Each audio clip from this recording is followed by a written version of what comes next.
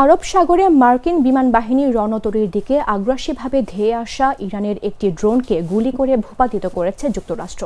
মার্কিন সামরিক বাহিনীর এক মুখপাত্র এ তথ্য জানিয়েছেন। ইউএস সেন্ট্রাল কমান্ডের মুখপাত্র ক্যাপ্টেন টম হকিন্স এর বরাত দিয়ে ব্রিটিশ সংবাদ মাধ্যম বিবিসি জানায়, বিমান বাহিনীর রণতরী ইউএসএস আব্রাহাম লিঙ্কন থেকে উড্ডয়ন করা একটি F-35 স্টেলথ ফাইটার জেট ড্রোনটিকে গুলি করে ভূপাতিত করে।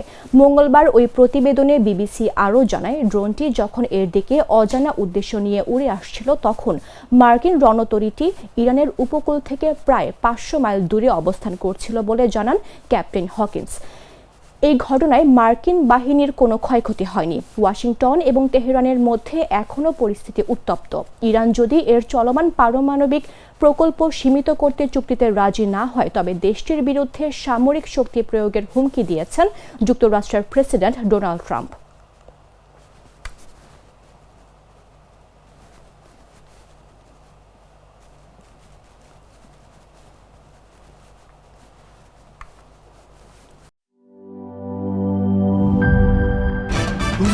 ভয় পাস না, এটা কসমিক ডোজ। শব্দের আরেক নাম কসমিক ডোজ। এর ওয়াল থিকনেস ও রিপ থিকনেস বেশি থাকায় এটাকে 50 বছরেরও বেশি। কসমিক ডোজ, নিশ্চিন্তে 50 বছর।